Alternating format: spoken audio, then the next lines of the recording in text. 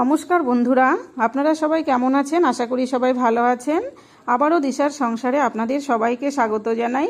আজকের রেসিপি তাল ক্ষীর তালের লুচি। তো প্রথমে আমি একটা ননস্টিকের প্যান বসিয়ে দিয়ে এখানে হাফ লিটার দুধ দিয়ে দিচ্ছি। হাফ লিটার দুধ দিয়েই দুধটাকে আমি বেশ কিছুক্ষণ এভাবে ফুটিয়ে নিয়ে ঘন করে নেব। দেখুন দুধটা কিন্তু অনেকটাই ঘন হয়ে এসছে। তো দুধটা ঘন হয়ে এলে এর মধ্যে আমি দিয়ে দিব একটা বড় চামচ দিয়ে 2 চামচ তালের রস। এভাবে তালের রস দিয়ে একটা হাতা দিয়ে খুব ভালো করে মিশিয়ে নেব দুধের সাথে। এই তাল ক্ষীর করতে কিন্তু খুব বেশি সময় লাগে না, খুব তাড়াতাড়ি হয়ে যায়। যদিও তালের রস বের করাটা খুবই কঠিন একটা কাজ, কিন্তু তালের রস বের করে নিলে তারপর আর এই রেসিপি যে কোনো রেসিপি করতে কিন্তু খুব একটা সময় লাগে না। তাল ক্ষীর করতে তো একদমই সময় লাগে না, খুব তাড়াতাড়ি হয়ে যায়। তো দেখুন এখানে আমি দুধের সাথে কিন্তু তালের রসটাকে মিশিয়ে নিয়েছি আর অনেকটা ঘন হয়ে গেছে। তো দেখুন কতটা ঘন হয়ে গেছে। এখন আমি এর মধ্যে দিয়ে দিলাম একটা তেজপাতা আর 2টো এলাচ। এতে করে তাল ক্ষীরের গন্ধটা খুব সুন্দর হবে। দেখুন ক্ষীরটা কতটা ঘন হয়ে এসছে।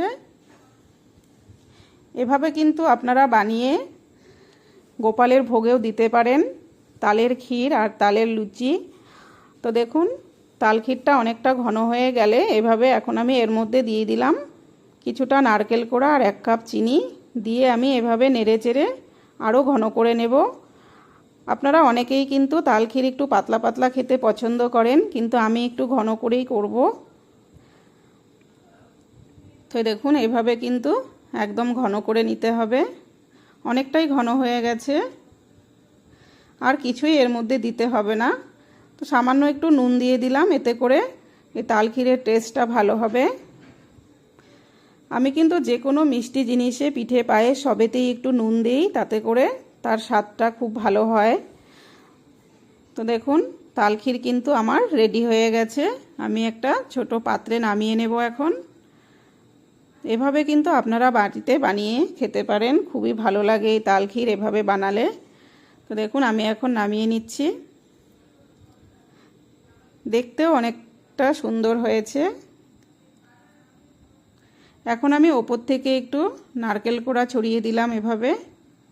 তো দেখুন আমার কিন্তু তাল ক্ষীর একদম রেডি। এখন আমি তালের লুচিটাও বানিয়ে নেব।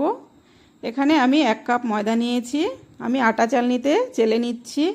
ময়দা কিন্তু বেশি দিনের পুরনো হয়ে গেলে এতে পোকা হয়, সেজন্য আমি একটু চেলে নেব। আপনারাও কিন্তু এভাবে চেলে নেবেন।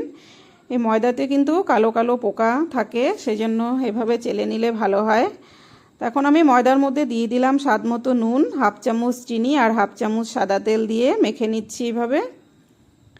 এভাবে হাত দিয়ে একটু মেখে নিয়ে এর মধ্যে আমি দিয়ে দিব 1 চামচ তালের রস দিয়ে আমি এই ডোটা বানিয়ে নেব। এখানে কোনো জল দেওয়ার প্রয়োজন নেই, এই তালের রস দিয়েই কিন্তু ময়দাটা মাখা হয়ে যাবে। তো দেখুন আমি এভাবে হাত দিয়ে চেপে চেপে মেখে নিচ্ছি। আর লুচিগুলো কিন্তু ফুলবে আপনারা যতটা ভালো করে ময়দাটা মাখবেন তার উপরেই কিন্তু নির্ভর করে লুচির ফোলাটা। তো দেখুন আমি মেখে 5 মিনিট মতো ঢেকে রাখলাম, আর এদিকে কড়াইটা বসিয়ে আমি সাদা তেল দিয়ে দিলাম। দিয়ে তেলটা গরম হচ্ছে ওদিকে। এখন আমি ময়দার ডোটা থেকে লেচি কেটে নিচ্ছি। এভাবে একটু মেখে নিচ্ছি। মেখে নিয়ে এখন আমি লেচিগুলো বানিয়ে নেব। তো এক এক করে আমি সব লেচিগুলোই কিন্তু এভাবে বানিয়ে নেব।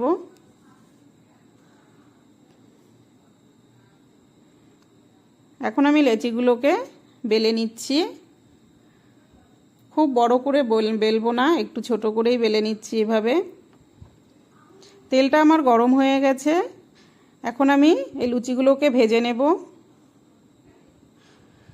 দেখুন সবগুলোই কিন্তু আমি এভাবে বেলে নিয়েছি। এখন আমি একটা একটা করে সবগুলো এভাবে ভেজে নিচ্ছি। দেখুন কতটা ফুলে উঠেছে, দেখতেও কতটা সুন্দর হয়েছে। তো আপনারা কিন্তু এভাবে বাড়িতে বানিয়ে খাবেন, খুবই ভালো লাগে খেতে তালের লুচি দিয়ে তাল ক্ষীর। দেখুন আমি একটা ভেজে তুলে নিয়েছি, আরেকটাও ভেজে নিচ্ছি। তো এভাবে আমি সব লুচিগুলোই কিন্তু ভেজে নেব। এই রেসিপি দুটো আপনাদের ভালো লাগলে আমাকে লাইক, কমেন্ট, শেয়ার করবেন, আর পেজটিকে অবশ্যই ফলো করবেন।